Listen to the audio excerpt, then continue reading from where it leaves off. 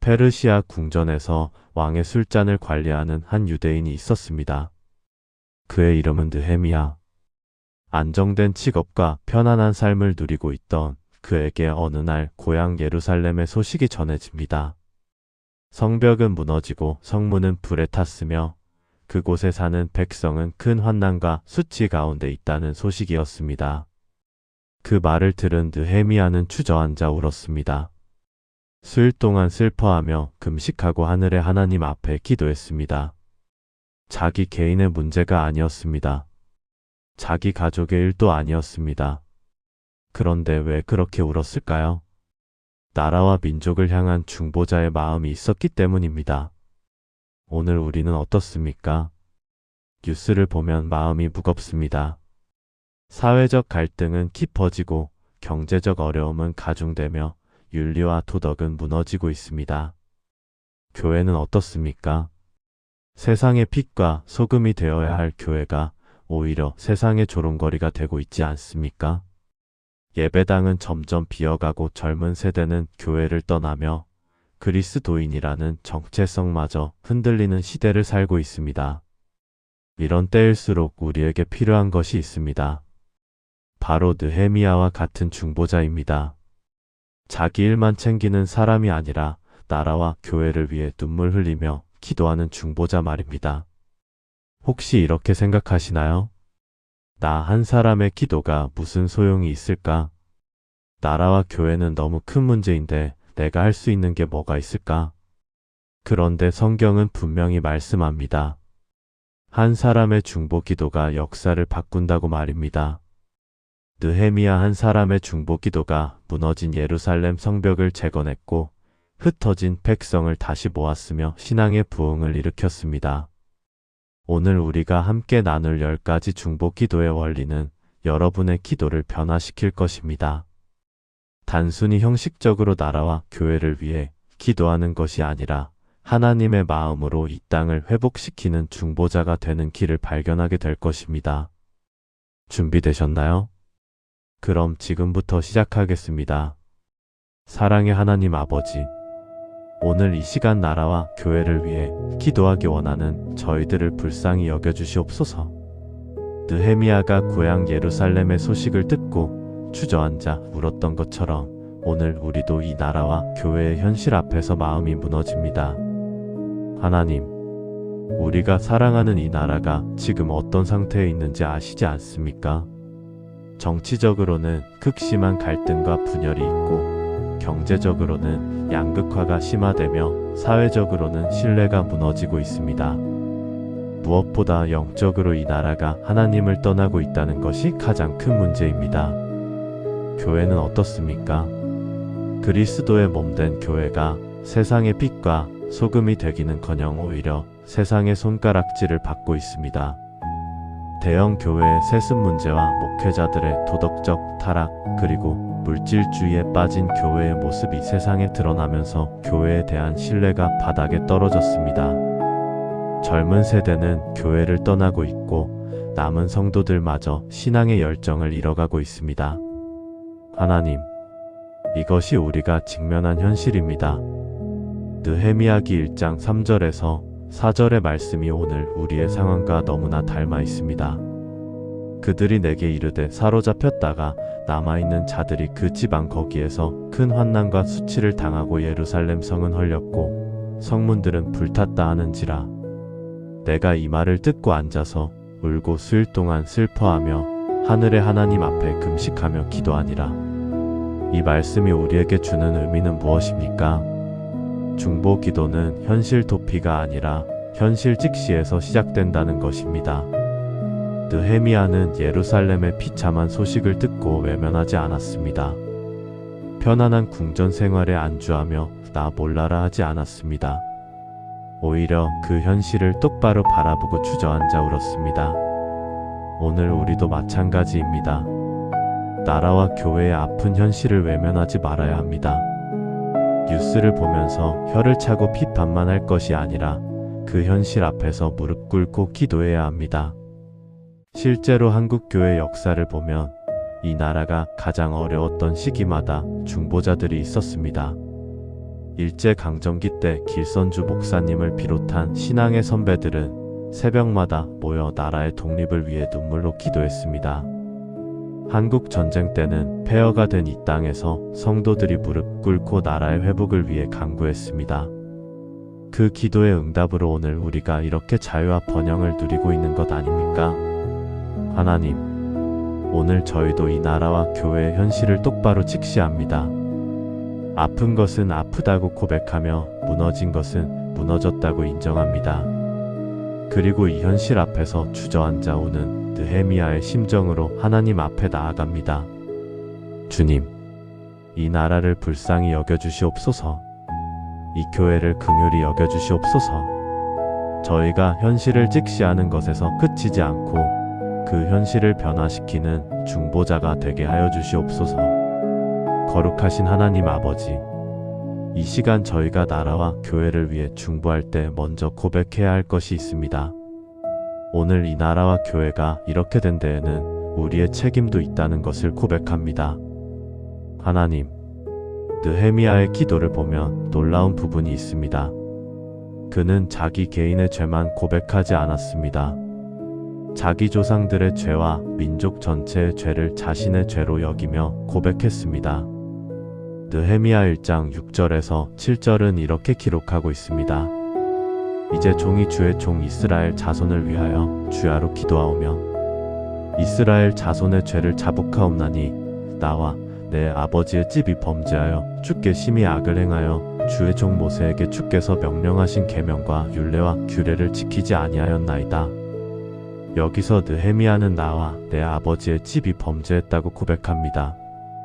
이것이 중보 기도의 핵심입니다. 남의 죄를 지적하고 비난하는 것이 아니라 그 죄를 자신의 죄로 여기고 대신 회개하는 것입니다. 오늘 우리도 마찬가지입니다. 이 나라가 하나님을 떠나고 있다면 그것은 우리 그리스도인들이 빛과 소금의 역할을 제대로 하지 못했기 때문입니다. 교회가 세상의 조롱거리가 되고 있다면 그것은 우리가 말씀대로 살지 못했기 때문입니다. 정치가 부패했다고 비난하기 전에 우리가 정직하게 살았는지 돌아봐야 합니다. 사회가 이기적이라고 손가락질하기 전에 우리가 이웃을 사랑했는지 점검해야 합니다. 한국 교회의 역사를 돌아보면 우리가 고백해야 할 것들이 너무나 많습니다. 교회가 숫자와 외형에만 집중하면서 영성을 잃어버렸습니다. 목회자들이 양떼를 섬기는 것이 아니라 권력과 명예를 추구했습니다. 성도들은 헌금은 드리지만 삶의 변화는 없었습니다. 새벽 기도는 출석했지만 이웃의 아픔에는 무관심했습니다. 하나님, 용서하여 주시옵소서. 저희가 이 모든 책임을 회피하지 않고 고백합니다. 다니엘이 바벨론 포로 생활 중에 민족의 죄를 대신 회개했던 것처럼 오늘 저희도 이 나라와 교회의 죄를 저희 죄로 여기며 회개합니다. 다니엘 9장 5절은 이렇게 고백합니다. 우리는 이미 범죄하여 패역하며 행악하며 반역하여 주의 법도와 규례를 떠났사오며 하나님, 우리도 범죄했습니다. 패역했고 행악했으며 반역했습니다. 주의 법도와 규례를 떠났습니다. 그런데 놀라운 것은 하나님께서 이런 회개의 기도를 들으신다는 것입니다.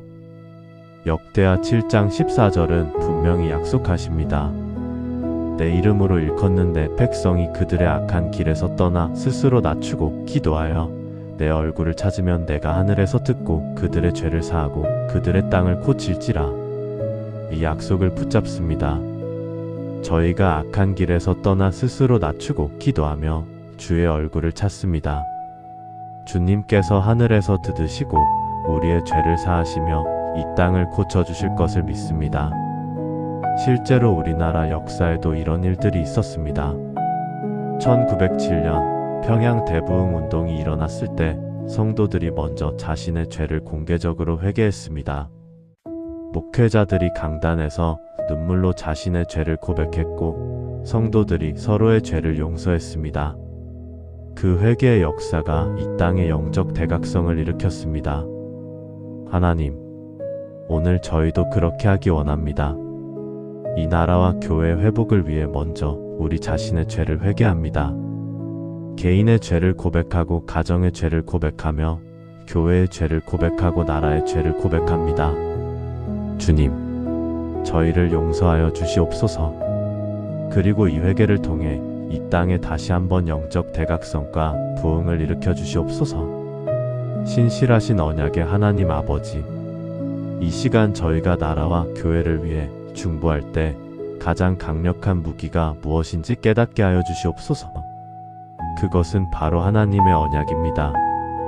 느헤미야의 기도를 보면 그는 단순히 감정적으로 울부짖은 것이 아니라 하나님께서 모세를 통해 주신 언약의 말씀을 근거로 기도했습니다. 느헤미야 1장 8절에서 9절을 보십시오. 옛적에 주께서 주의 종 모세에게 명령하여 이르시되 만일 너희가 범죄하면 내가 너희를 여러 나라들 가운데에 흩을 것이로되 만일 내게로 돌아와 내 계명을 지켜 행하면 너희 쫓겨난 자들이 하늘 끝에 있을지라도 내가 거기서부터 그들을 모아 내 이름을 두려고 택한 곳에 돌아오게 하리라 하신 말씀을 이제 청하건대 기억하옵소서. 이것이 언약을 붙잡는 기도입니다. 하나님께서 과거에 하신 약속을 상기시키며 그 약속대로 이루어달라고 간구하는 것입니다. 오늘 우리에게도 수많은 하나님의 언약이 있습니다. 이 나라와 교회를 향한 하나님의 약속들이 성경 곳곳에 기록되어 있습니다. 시편 33편 12절은 이렇게 선포합니다. 여호와를 자기 하나님으로 삼은 나라 곧 하나님의 기업으로 선택된 백성은 복이 있도다. 하나님, 이 나라가 주님을 하나님으로 삼는 나라가 되게 하여 주시옵소서. 이 땅의 백성들이 주님을 왕으로 모시고 주님의 뜻대로 살아가는 나라가 되게 하여 주시옵소서. 또한 마태복음 16장 18절에서 예수님께서는 교회에 대해 이렇게 약속하셨습니다. 내가 이 반석 위에 내 교회를 세우리니 음부의 권세가 이기지 못하리라. 이 약속을 붙잡습니다. 주님께서 세우신 교회는 결코 무너지지 않습니다. 아무리 세상이 교회를 공격하고 사탄이 교회를 흔들어도 음부의 권세가 이기지 못합니다. 왜냐하면 교회는 예수 그리스도라는 반석 위에 세워진 것이기 때문입니다. 그런데 언약을 붙잡는 기도에는 조건이 있습니다. 신명기 28장 1절을 보십시오. 내가 내 하나님 여호와의 말씀을 삼가 듣고 내가 오늘 내게 명령하는 그의 모든 명령을 지켜 행하면 내 하나님 여호와께서 너를 세계 모든 민족 위에 뛰어나게 하실 것이라. 하나님의 말씀을 듣고 그 명령을 지켜 행할 때 하나님의 축복이 임한다는 것입니다. 오늘 우리도 마찬가지입니다. 단순히 하나님의 축복만 구할 것이 아니라 하나님의 말씀에 순종해야 합니다. 실제로 한국교회 역사를 보면 하나님의 언약을 붙잡고 기도했던 많은 신앙의 선배들이 있었습니다. 일제강점기 때 추기철 목사님은 신사참배를 거부하며 순교하시면서도 이 나라가 반드시 독립될 것이라는 하나님의 약속을 믿었습니다. 한국전쟁 때 손양원 목사님은 두 아들을 잃는 비극 속에서도 하나님께서 이 나라를 회복시키실 것이라는 믿음을 놓지 않았습니다. 그 믿음의 기도가 오늘 우리가 누리는 자유와 번영의 토대가 되었습니다. 하나님, 오늘 저희도 주님의 언약을 붙잡고 기도합니다. 시편 145편 13절의 약속을 선포합니다. 주의 나라는 영원한 나라이니 주의 통치는 대대에 이르리다. 이 나라 위에 주님의 나라가 임하기를 기도합니다. 이 땅에 주님의 통치가 이루어지기를 간구합니다. 또한 에베소서 5장 25절에서 27절의 말씀처럼 그리스도께서 교회를 사랑하사 그를 위하여 자신을 주신 것처럼 오늘도 주님께서 이 땅의 교회를 사랑하시고 거룩하고 흠이 없는 교회로 세워주실 것을 믿습니다. 주님, 저희가 단순히 언약을 암송하는 것이 아니라 그 언약을 삶으로 살아내는 주님의 백성이 되게 하여 주시옵소서. 말씀을 듣고 순종하며 주님의 뜻대로 살아가는 나라와 교회가 되게 하여 주시옵소서. 그리하여 주님의 언약이 이 땅에 성취되는 역사를 보게 하여 주시옵소서. 거룩하신 하나님 아버지, 이 시간 저희가 나라와 교회를 위해 중보할 때 특별히 이 땅의 영적 지도자들을 위해 기도하기 원합니다. 하나님, 한 나라와 교회의 운명은 그 지도자들이 어떤 사람인가에 달려 있습니다. 지도자가 하나님을 경외하면 백성이 복을 받고 지도자가 하나님을 떠나면 백성이 고통을 당합니다. 오늘 이 나라의 정치 지도자들과 교회의 목회자들을 위해 간절히 기도합니다. 먼저 이 나라의 정치 지도자들을 생각하면 마음이 무겁습니다. 대통령과 국회의원들, 지방자치단체장들과 공직자들이 과연 하나님을 경외하며 백성을 섬기고 있는지 돌아보게 됩니다. 권력을 추구하고 당파적 이익만을 챙기며 백성의 고통에는 무관심한 모습들을 보면서 안타까움을 금할 수 없습니다. 교회의 목회자들은 어떻습니까? 양떼를 사랑으로 돌보고 말씀으로 바르게 인도해야 할 목자들이 오히려 양떼를 착취하고 자기 영광을 구하는 일들이 일어나고 있습니다. 목회 세습과 재정 비리, 권력 남용과 성적 타락 등의 문제들이 계속해서 드러나면서 목회자에 대한 신뢰가 무너지고 있습니다. 하나님, 디모데전서 2장 1절에서 2절은 이렇게 명령하십니다. 그러므로 내가 첫째로 권하노니 모든 사람을 위하여 간구와 기도와 도구와 감사를 하되 임금들과 높은 지위에 있는 모든 사람을 위하여 하라. 이는 우리가 모든 경건과 단정함으로 고요하고 평안한 생활을 하려 함이라. 이 말씀이 우리에게 주는 의미는 무엇입니까? 지도자들을 비판하고 정죄하기 전에 먼저 그들을 위해 기도해야 한다는 것입니다. 바울 사도는 디모데에게 첫째로 권하는 것이 바로 권세 있는 자들을 위한 중보 기도라고 말씀하십니다. 왜냐하면 지도자들이 바르게 서야 백성이 경건하고 평안한 삶을 살 수 있기 때문입니다. 오늘 우리도 마찬가지입니다. 정치인들을 욕하고 목회자들을 비난하는 것으로는 아무것도 변하지 않습니다. 오히려 그들을 위해 무릎 꿇고 기도해야 합니다. 그들이 하나님을 경외하는 마음을 가지도록, 백성과 양떼를 사랑하는 마음을 가지도록, 자기 유익이 아니라 하나님의 영광을 구하는 마음을 가지도록 기도해야 합니다. 실제로 구약 성경을 보면 선한 왕이 통치할 때는 나라가 번영했고 악한 왕이 통치할 때는 나라가 쇠락했습니다. 다윗과 같이 하나님의 마음에 합한 왕이 다스릴 때 이스라엘은 최고의 전성기를 누렸습니다. 솔로몬이 하나님께 지혜를 구했을 때 하나님께서 지혜뿐 아니라 부와 영광도 주셨습니다. 반대로 여로보암처럼 우상 숭배를 일삼은 왕들 때문에 북이스라엘이 멸망했고 유다의 악한 왕들 때문에 바벨론 포로로 끌려가는 비극을 겪었습니다. 한국 교회 역사에도 영적 지도자들의 중요성을 보여주는 사례들이 많습니다. 평양 대부흥 운동을 이끈 길선주 목사님과 이기풍 목사님 같은 분들은 먼저 자신의 죄를 회개하고 성령 충만함을 받았습니다. 그 결과 수만 명의 성도들이 함께 회개하고 성령의 불을 받는 대각성 운동이 일어났습니다. 손양원 목사님은 두 아들을 죽인 원수를 용서하고 양아들로 삼는 놀라운 사랑을 보여주셨고 그 사랑이 수많은 사람들의 마음을 움직였습니다. 하나님, 오늘 이 시간 이 나라의 모든 정치 지도자들을 위해 기도합니다. 대통령님이 하나님을 경외하는 마음으로 이 나라를 이끌어가게 하여 주시옵소서. 국회의원들이 당파적 이익이 아니라 국민의 유익을 먼저 생각하게 하여 주시옵소서.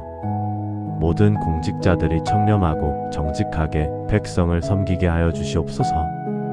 또한 이 땅의 모든 목회자들을 위해 기도합니다. 목회자들이 양떼를 사랑하는 마음으로 충성되게 섬기게 하여 주시옵소서. 물질과 명예를 구하지 않고 오직 하나님의 영광만을 구하게 하여 주시옵소서. 말씀과 기도에 전념하며 성도들의 본이 되는 삶을 살게 하여 주시옵소서. 잠언 29장 2절은 이렇게 말씀하십니다. 의인이 많아지면 백성이 즐거워하고 악인이 권세를 잡으면 백성이 탄식하느니라. 주님, 이 나라의 의로운 지도자들을 세워주시옵소서. 교회의 거룩한 목자들을 세워주시옵소서. 그리하여 이 땅의 백성들이 즐거워하고 성도들이 기뻐하는 날들이 오게 하여 주시옵소서. 또한 저희 자신도 각자의 자리에서 영적 지도력을 발휘하는 사람들이 되게 하여 주시옵소서. 가정에서, 직장에서, 교회에서 하나님을 경외하며 사람들을 섬기는 리더들이 되게 하여 주시옵소서. 생명의 하나님 아버지, 이 시간 저희가 나라와 교회를 위해 중보할 때 특별히 다음 세대를 위해 기도하기 원합니다. 하나님, 한 나라와 교회의 미래는 다음 세대에게 달려 있습니다. 그런데 오늘 우리의 자녀들과 청소년들, 청년들을 보면 마음이 무너집니다. 교회를 떠나고 있는 젊은이들이 너무나 많습니다. 통계에 따르면 매년 수만 명의 청소년과 청년들이 교회를 떠나고 있습니다. 한국교회미래연구원의 조사에 의하면 20대 교회 출석률이 10년 전에 비해 절반 가까이 감소했다고 합니다. 교회에 남아있는 젊은이들마저도 신앙의 열정을 잃어가고 있습니다. 예배는 드리지만 삶의 변화는 없고, 신앙생활은 하지만 하나님과의 인격적 만남은 없습니다. 학교에서는 기독교 신앙을 공개적으로 드러내기 어려워하고, 친구들 사이에서는 그리스도인으로서의 정체성을 숨기려고 합니다. 왜 이런 일들이 일어나고 있습니까? 여러 이유가 있겠지만 가장 큰 이유는 우리 기성세대가 다음 세대에게 살아있는 신앙을 전수하지 못했기 때문입니다. 형식적인 신앙생활은 가르쳤지만 하나님과의 살아있는 관계는 보여주지 못했습니다. 교리는 가르쳤지만 삶으로 실천하는 모습은 보여주지 못했습니다. 하나님, 신명기 6장 6절에서 7절은 이렇게 명령하십니다. 오늘 내가 내게 명하는 이 말씀을 너는 마음에 새기고 내 자녀에게 부지런히 가르치며 집에 앉았을 때에든지 길을 갈 때에든지 누워있을 때에든지 일어날 때에든지 이 말씀을 강론할 것이며, 이 말씀이 우리에게 주는 의미는 무엇입니까? 다음 세대 신앙교육은 특별한 프로그램이 아니라 일상 속에서 이루어져야 한다는 것입니다. 집에 앉았을 때, 길을 갈 때, 누워있을 때, 일어날 때, 즉 삶의 모든 순간에 하나님의 말씀을 가르치고 실천하는 모습을 보여주어야 합니다. 오늘 우리 기성세대는 어떻습니까? 자녀들에게 좋은 대학 가라, 좋은 직장 구하라고는 가르치지만 하나님을 사랑하고 섬기라는 가르침은 부족하지 않습니까? 물질적 축복은 기도하지만 영적 성숙은 기도하지 않습니까? 세상적 성공은 강조하지만 하나님 나라의 가치는 가볍게 여기지 않습니까? 실제로 성경을 보면 신앙의 대가, 끊어지는 것이 얼마나 비극적인지 보여주는 사례들이 많습니다. 사사기 2장 10절은 이렇게 기록합니다. 그 세대의 사람도 다 그 조상들에게로 돌아갔고, 그 후에 일어난 다른 세대는 여호와를 알지 못하며 여호와께서 이스라엘을 위하여 행하신 일도 알지 못하였더라. 여호수아 세대가 죽은 후 다음 세대는 여호와를 알지 못했습니다. 그 결과 이스라엘 백성이 우상을 섬기고 하나님을 떠났으며 수백 년간 고통의 악순환을 겪었습니다. 솔로몬의 아들 르호보암도 마찬가지입니다. 아버지 솔로몬의 지혜는 물려받지 못하고 교만함만 배워서 결국 나라가 남북으로 분열되는 비극을 초래했습니다. 하지만 반대로 신앙이 잘 계승된 경우도 있습니다. 디모데는 외할머니 로이스와 어머니 유니게로부터 신앙을 물려받았습니다. 디모데후서 1장 5절은 이렇게 기록합니다. 이는 내 속에 거짓이 없는 믿음이 있음을 생각함이라. 이 믿음은 먼저 내 외조모 로이스와 내 어머니 유니게 속에 있더니 내 속에도 있는 줄을 확신하노라. 거짓이 없는 믿음이 세대에서 세대로 전수되었습니다. 그 결과 디모데는 바울의 가장 신실한 동역자가 되었고 초대교회의 귀한 일꾼이 되었습니다. 한국교회 역사에도 신앙이 잘 계승된 아름다운 사례들이 있습니다. 한경직 목사님의 어머니는 매일 새벽 자녀들을 깨워 함께 기도했고, 그 신앙이 한경직 목사님을 통해 수많은 영혼들에게 전달되었습니다. 김준곤 목사님은 어머니의 눈물 어린 기도를 보며 자랐고, 그 기도의 능력을 평생 사역의 원동력으로 삼았습니다. 하나님, 오늘 이 시간 이 나라와 교회의 다음 세대를 위해 간절히 기도합니다. 우리의 자녀들과 청소년들, 청년들이 하나님을 인격적으로 만나게 하여 주시옵소서. 형식적인 신앙이 아니라 살아있는 신앙을 경험하게 하여 주시옵소서. 교회를 떠난 젊은이들이 다시 돌아오게 하여 주시옵소서. 세상의 가치관에 흔들리지 않고 하나님 나라의 가치관으로 살아가게 하여 주시옵소서. 또한 저희 기성세대를 불쌍히 여겨 주시옵소서. 자녀들에게 말로만 가르칠 것이 아니라 삶으로 보여주는 부모들이 되게 하여 주시옵소서. 교회가 다음 세대를 위한 투자와 관심을 아끼지 않게 하여 주시옵소서. 청소년 사역자들과 청년 사역자들에게 지혜와 능력을 더하여 주시옵소서.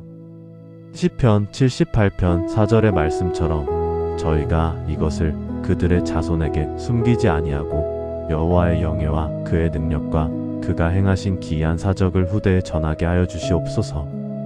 주님, 이 나라와 교회의 미래인 다음 세대를 지켜주시고 보호하여 주시며 강하고 담대한 그리스도의 군사로 세워주시옵소서.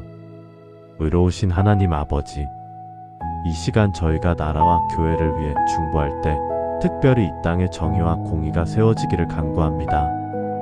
하나님, 오늘 우리 사회를 보면 불의와 부정의가 만연해 있습니다. 가진 자들은 더 많이 가지고 없는 자들은 더 빼앗기는 양극화 현상이 심화되고 있습니다.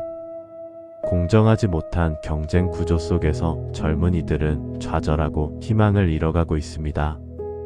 성실하게 일해도 가난에서 벗어나기 어렵고 정직하게 살아도 손해만 보는 것 같은 사회입니다. 권력을 가진 자들은 법을 자기 유익대로 해석하고 돈을 가진 자들은 정의를 돈으로 사려고 합니다. 약자들은 억울함을 호소할 곳도 없고 소외된 이웃들은 사회에 관심 받게 내몰리고 있습니다. 교회는 어떻습니까? 사회 정의를 외쳐야 할 교회가 오히려 기득권 편에 서서 약자들의 고통에 무관심한 모습을 보일 때가 많습니다. 교회 내에서도 불공정한 일들이 일어나고 있습니다. 헌금을 많이 내는 사람은 대우받고 그렇지 못한 사람은 소외되는 일들이 있습니다. 하나님, 이사야 1장 17절은 이렇게 명령하십니다. 선행을 배우며 정의를 구하며 학대받는 자를 도와주며 고아를 위하여 신원하며 과부를 위하여 변호하라. 이 말씀이 우리에게 주는 의미는 무엇입니까? 하나님을 믿는 자들은 반드시 정의를 구하고 약자를 돌보아야 한다는 것입니다. 선행을 배우고 학대받는 자를 도와주며 고아와 과부 같은 소외된 이웃을 위해 싸워야 합니다. 이것이 단순히 사회운동이 아니라 하나님의 명령입니다. 아모스 5장 24절은 더 강력하게 선포합니다. 오직 정의를 물같이 공의를 마르지 않는 강같이 흐르게 할지어다. 정의와 공의가 물같이 강같이 흘러야 합니다. 가끔씩 있는 것이 아니라 항상 있어야 하고 일부에게만 적용되는 것이 아니라 모두에게 적용되어야 합니다. 오늘 우리 사회는 어떻습니까? 정의는 물이 아니라 가뭄처럼 메말라 있고 공의는 강이 아니라 웅덩이처럼 고여 있습니다. 실제로 성경을 보면 하나님께서는 불의를 행하는 사회를 반드시 심판하셨습니다. 소돔과 고모라가 멸망한 이유는 단순히 성적 타락 때문만이 아니었습니다.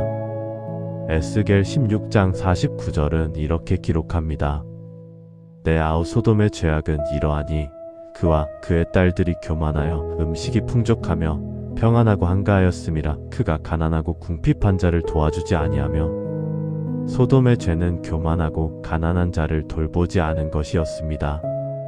풍족한 가운데 살면서도 궁핍한 이웃을 외면했기 때문에 하나님의 심판을 받았습니다.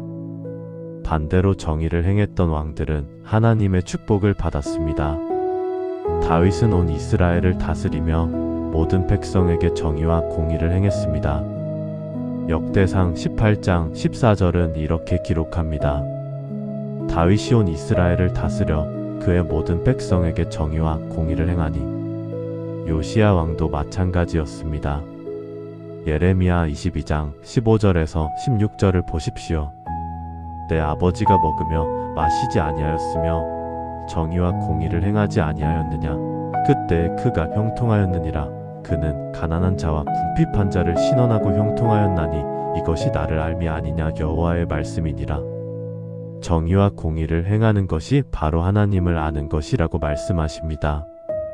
한국 교회 역사에도 사회 정의를 위해 싸웠던 신앙의 선배들이 있었습니다. 일제강점기 때 교회는 민족의 독립을 위해 목소리를 높였습니다. 31운동의 민족대표 33인 중 16명이 기독교 지도자들이었습니다. 군사독재 시절에도 교회는 민주화와 인권을 위해 싸웠습니다. 많은 목회자들과 평신도들이 불의한 권력에 맞서 정의를 외치다가 고난을 당했습니다. 하나님, 오늘 이 시간 이 나라의 정의와 공의가 세워지기를 간절히 기도합니다. 불의한 권력이 무너지고 공정한 사회가 이루어지게 하여 주시옵소서. 가난하고 소외된 이웃들이 보호받고 약자들의 권리가 지켜지게 하여 주시옵소서. 사법제도가 공정하게 운영되고 법 앞에 모두가 평등하게 하여 주시옵소서. 경제 구조가 공정하게 개선되고 노동자들의 정당한 권리가 보장되게 하여 주시옵소서. 또한 교회가 사회 정의를 위해 목소리를 내게 하여 주시옵소서. 교회 안에서부터 정의와 공의가 실천되게 하여 주시옵소서. 성도들이 각자의 자리에서 정의로운 삶을 살아가게 하여 주시옵소서. 미가 6장 8절의 말씀처럼 저희가 정의를 행하며 인자를 사랑하며 겸손하게 하나님과 함께 행하는 자들이 되게 하여 주시옵소서. 주님, 이 땅의 정의가 물같이 공의가 강같이 흐르는 날이 속히 오게 하여 주시옵소서. 성령님이시여, 이 시간 저희가 나라와 교회를 위해 중보할 때 가장 간절히 구하는 것은 영적 각성과 부흥입니다. 하나님, 오늘 이 땅에 가장 필요한 것이 무엇입니까? 더 좋은 정책도 아니고 더 많은 물질도 아닙니다. 바로 영적 각성과 부흥입니다. 하나님을 향한 뜨거운 열정이 식어버린 교회, 형식만 남고 능력은 사라진 신앙생활, 말씀과 기도가 메말라버린 성도들의 모습을 보면서 이대로는 안 된다는 절박함이 밀려옵니다. 한국 교회가 겉으로는 화려해 보이지만 속으로는 영적 생명력을 잃어가고 있습니다. 예배는 드리지만 하나님을 만나지 못하고 찬양은 부르지만 성령의 감동은 없으며 설교는 듣지만 삶의 변화는 일어나지 않습니다. 교인 숫자는 많지만 제자는 적고 헌금 액수는 크지만 선교 열정은 작으며 건물은 웅장하지만 영적 능력은 미약합니다. 이것이 오늘 우리의 현실입니다. 하나님, 역대하 7장 14절의 약속을 다시 한번 붙잡습니다. 내 이름으로 일컫는데 백성이 그들의 악한 길에서 떠나 스스로 낮추고 기도하여 내 얼굴을 찾으면 내가 하늘에서 듣고 그들의 죄를 사하고 그들의 땅을 고칠지라. 이 말씀이 우리에게 주는 의미는 무엇입니까? 영적 부흥은 하나님의 주권적 역사이지만 동시에 우리의 회개와 기도가 필요하다는 것입니다. 악한 길에서 떠나고 스스로 낮추며 하나님의 얼굴을 찾을 때 하나님께서 응답하신다는 것입니다. 오늘 우리에게 필요한 것이 바로 이것입니다. 자기 의를 내려놓고 하나님 앞에 겸손히 엎드리는 것, 형식적인 신앙생활에서 벗어나 진실하게 하나님을 찾는 것, 세상적 가치관을 버리고 하나님 나라의 가치관으로 돌아오는 것입니다. 실제로 역사를 보면 영적 각성과 부흥이 일어날 때마다 나라와 사회가 변화되었습니다. 구약시대 요시야 왕 때를 보십시오. 열왕기하 23장은 요시야의 종교개혁을 기록하고 있습니다. 성전을 수리하던 중 잃어버렸던 율법책을 발견했고 그 말씀을 듣고 왕이 옷을 찢으며 회개했습니다. 그리고 온 백성을 모아 언약을 새롭게 했고 우상을 철저히 제거했으며 유월절을 다시 지켰습니다. 그 결과 사사시대 이후로 그렇게 지킨 유월절이 없었다고 기록되어 있습니다. 신약시대 초대교회를 보십시오. 오순절 성령 강림 사건 이후 제자들이 완전히 변화되었습니다. 겁이 많아서 도망갔던 베드로가 담대하게 복음을 전하는 사도가 되었습니다. 사도행전 2장 41절은 이렇게 기록합니다. 그 말을 받은 사람들은 세례를 받음에 이날에 신자의 수가 3,000명이나 더하더라. 하루에 3,000명이 회심하는 놀라운 부흥이 일어났습니다. 그리고 그 부흥은 계속되어 사도행전 2장 47절은 주께서 구원받는 사람을 날마다 더하게 하셨다고 기록합니다. 한국교회 역사에도 영적 부흥의 놀라운 사례들이 있습니다. 1907년 평양 대부흥 운동은 한국교회 역사상 가장 큰 영적 각성 운동이었습니다. 새벽 기도회에서 시작된 회개의 물결이 온 평양을 뒤덮었습니다. 목회자들이 강단에서 자신의 죄를 공개적으로 회개했고 성도들이 서로의 죄를 고백하며 용서를 구했습니다. 도둑질한 사람들이 훔친 물건을 돌려주었고 원수 관계에 있던 사람들이 화해했습니다. 그 부흥의 불길이 전국으로 퍼져나갔고 수많은 사람들이 예수님을 영접했으며 한국 교회의 영적 토대가 세워졌습니다.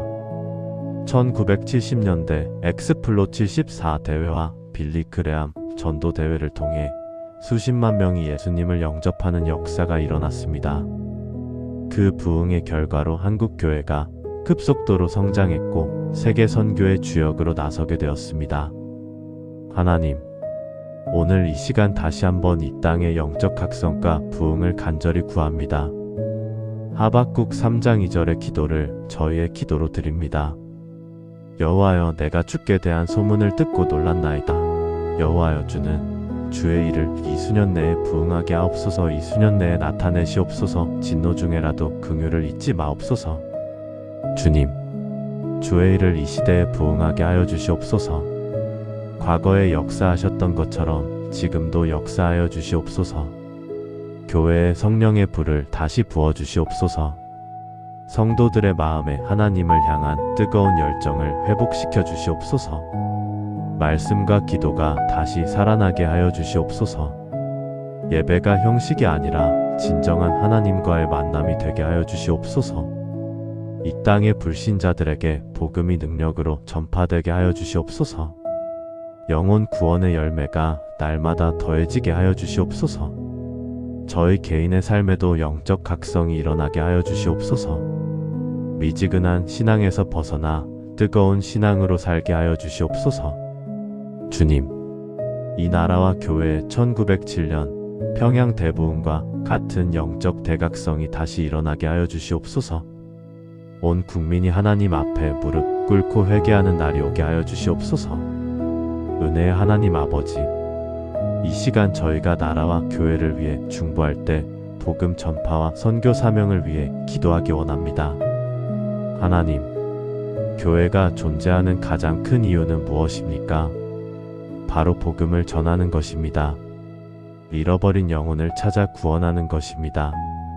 그런데 오늘 한국 교회를 보면 선교 열정이 많이 식어버렸습니다. 과거에는 새벽마다 전도지를 들고 거리로 나갔고 주말마다 노방전도를 했으며 해외 선교사를 파송하는 일에 온 교회가 헌신했습니다. 하지만 지금은 어떻습니까? 교회 성장에만 관심이 있지 영혼 구원에는 관심이 적습니다. 자기 교회 교인 수 늘리기에는 열심이지만 복음을 전하는 일에는 소극적입니다.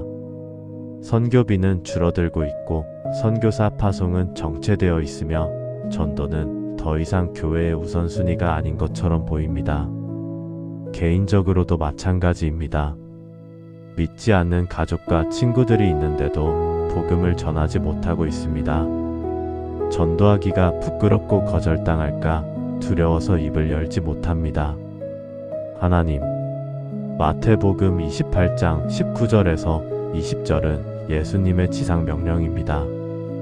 그러므로 너희는 가서 모든 민족을 제자로 삼아 아버지와 아들과 성령의 이름으로 세례를 베풀고 내가 너희에게 분부한 모든 것을 가르쳐 지키게 하라. 볼지어다 내가 세상 끝날까지 너희와 항상 함께 있으리라 하시니라. 이 말씀이 우리에게 주는 의미는 무엇입니까? 복음 전파와 선교는 선택사항이 아니라 명령이라는 것입니다. 모든 민족을 제자로 삼으라는 것은 온 세계에 복음을 전하라는 뜻입니다. 이것이 교회의 사명이고 모든 그리스도인의 사명입니다. 오늘 우리는 이 명령에 얼마나 순종하고 있습니까? 우리 주변에 아직도 복음을 듣지 못한 사람들이 너무나 많습니다. 우리나라만 해도 인구의 절반 이상이 복음을 믿지 않고 있습니다. 전 세계적으로는 30억 명 이상이 아직 복음을 한 번도 듣지 못한 미전도 종족입니다. 실제로 초대교회를 보면 복음 전파에 대한 열정이 얼마나 대단했는지 알 수 있습니다. 사도행전 8장을 보면 예루살렘 교회에 큰 핍박이 일어났습니다. 사도 외에는 다 유대와 사마리아 모든 땅으로 흩어졌습니다. 그런데 사도행전 8장 4절은 이렇게 기록합니다. 그 흩어진 사람들이 두루 다니며 복음의 말씀을 전할세. 핍박을 피해 도망가면서도 복음을 전했습니다. 자기 안전보다 영혼 구원을 더 중요하게 생각했습니다. 바울 사도의 선교 여행은 더욱 놀랍습니다. 로마서 15장 19절에서 23절을 보면 바울은 예루살렘으로부터 두루 행하여 일루리곤까지 그리스도의 복음을 편만하게 전했다고 말합니다. 수천 킬로미터를 걸어다니며 복음을 전했고 수많은 고난과 핍박을 당하면서도 멈추지 않았습니다. 한국교회 역사에도 복음 전파와 선교에 헌신한 아름다운 사례들이 많습니다. 초기 한국교회는 세계 선교 역사상 유례없는 성장을 이루었습니다. 복음이 들어온 지 100년 만에 인구의 30%가 그리스도인이 되었고 2만 개 이상의 교회가 세워졌습니다. 그 비결은 바로 전도와 선교에 대한 열정이었습니다. 1900년대 초 평양의 성도들은 새벽마다 모여 기도한 후 2사람씩 짝을 지어 전도를 나갔습니다. 한 영혼이 구원받으면 온 교회가 함께 기뻐했습니다. 1980년대 이후 한국교회는 세계 선교의 주역으로 나섰습니다. 현재 한국에서 파송된 선교사가 3만 명이 넘습니다. 인구 대비 선교사 파송 비율이 세계 2위입니다. 그 결과 세계 곳곳에서 복음이 전파되고 수많은 영혼들이 구원받고 있습니다. 하나님, 오늘 이 시간 이 나라와 교회가 다시 복음 전파와 선교의 열정을 회복하게 하여 주시옵소서. 사도행전 1장 8절의 말씀처럼 성령이 임하시면 우리가 권능을 받고 예루살렘과 온 유대와 사마리아와 땅 끝까지 이르러 주의 증인이 되게 하여 주시옵소서. 먼저 우리 개인이 복음의 증인이 되게 하여 주시옵소서. 믿지 않는 가족과 친구들에게 담대히 복음을 전하게 하여 주시옵소서. 직장에서 학교에서 이웃에서 그리스도의 향기를 바라게 하여 주시옵소서. 교회가 전도와 선교를 최우선 순위에 두게 하여 주시옵소서. 선교비를 아끼지 않고 선교사를 계속 파송하게 하여 주시옵소서. 미전도 종족에게 복음이 전파되게 하여 주시옵소서. 핍박받는 지역의 선교사들과 현지 성도들을 보호하여 주시옵소서. 북한과 중동, 중앙아시아 등 복음이 필요한 곳에 복음의 문이 열리게 하여 주시옵소서. 로마서 10장 15절의 말씀처럼 아름답도다 좋은 소식을 전하는 자들의 발이여 하신 것처럼 저희를 복음을 전하는 자들로 세워주시옵소서. 주님, 이 시대에 제2의 사도행전이 기록되게 하여 주시옵소서. 만군의 하나님 아버지, 이 시간 저희가 나라와 교회를 위해 중보할 때 영적 전쟁의 실체를 깨닫고 승리하는 기도를 드리기 원합니다. 하나님, 오늘 이 나라와 교회가 겪고 있는 많은 문제들의 배후에는 영적 전쟁이 있습니다. 우리가 씨름하는 것은 혈과 육이 아니라 영적 세력입니다. 사탄은 이 나라를 무너뜨리기 위해 온갖 전략을 동원하고 있습니다. 불신앙과 물질주의를 퍼뜨리고 도덕적 타락을 조장하며 사회적 갈등을 부추기고 있습니다. 교회를 향해서는 더욱 집요하게 공격합니다. 분열을 일으키고 타락을 유도하며 세속화를 조장하고 있습니다. 목회자들을 넘어뜨리려 하고 성도들의 믿음을 흔들려 하며 교회의 본질을 왜곡시키려 합니다. 개인적으로도 영적 공격을 받고 있습니다. 기도가 막히고 말씀이 들리지 않으며 신앙의 열정이 식어가는 것을 느낍니다. 의심과 불신앙, 교만과 분노, 시기와 질투 같은 것들이 마음속에 일어납니다. 이 모든 것이 영적 전쟁의 현장입니다. 하나님, 에베소서 6장 12절은 이렇게 경고합니다. 우리의 씨름은 혈과 육을 상대하는 것이 아니요 통치자들과 권세들과 이 어둠의 세상 주관자들과 하늘에 있는 악의 영들을 상대함이라. 이 말씀이 우리에게 주는 의미는 무엇입니까? 우리가 상대하는 진짜 적은 보이는 것이 아니라 보이지 않는 영적 세력이라는 것입니다. 정치인이나 사회 지도자들이 우리의 적이 아닙니다. 심지어 교회를 비방하고 핍박하는 사람들도 우리의 진짜 적이 아닙니다.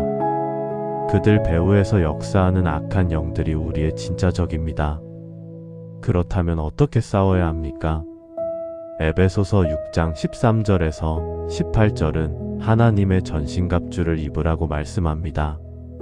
진리의 허리띠, 의의 흉배, 평안의 복음의 신, 믿음의 방패, 구원의 투구, 성령의 검 곧 하나님의 말씀으로 무장해야 합니다.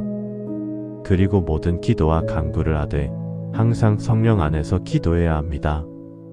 오늘 우리에게 필요한 것이 바로 이 영적 무장입니다. 세상적 방법으로는 영적 전쟁에서 이길 수 없습니다. 오직 하나님의 말씀과 기도로만 승리할 수 있습니다. 실제로 성경을 보면 영적 전쟁에서 승리한 많은 사례들이 있습니다. 다니엘서 10장을 보면 다니엘이 21일 동안 금식하며 기도했습니다.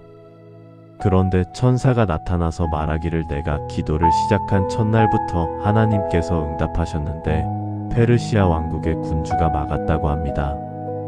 이것이 영적 전쟁의 실체입니다. 보이지 않는 곳에서 하나님의 천사들과 사탄의 악한 영들이 싸우고 있습니다. 그런데 다니엘의 금식 기도가 결국 승리를 가져왔습니다. 신약을 보면 예수님께서 제자들에게 이런 류는 기도 외에 다른 것으로는 나갈 수 없다고 말씀하셨습니다. 마가복음 9장 29절입니다. 기도 외에 다른 것으로는 이런 류가 나갈 수 없느니라. 어떤 강력한 악한 영은 오직 기도로만 물리칠 수 있다는 것입니다. 한국교회 역사에도 영적 전쟁에서 승리한 사례들이 많습니다. 일제강점기 때 신사참배를 강요받았을 때 많은 교회가 무릎 꿇었지만 끝까지 저항한 신앙의 선배들이 있었습니다. 주기철 목사님은 신사는 우상이니 절할 수 없다며 순교하셨습니다. 그 순교의 피가 씨앗이 되어 해방 후 한국교회의 부흥을 가져왔습니다. 1970년대 공산주의 이념이 팽배하던 시기에 교회는 기도로 맞섰습니다. 새벽 기도와 철야 기도로 영적 전쟁을 치렀고 결국 이 나라를 지켜냈습니다. 하나님, 오늘 이 시간 이 나라와 교회를 위협하는 모든 영적 세력을 결박하여 주시옵소서.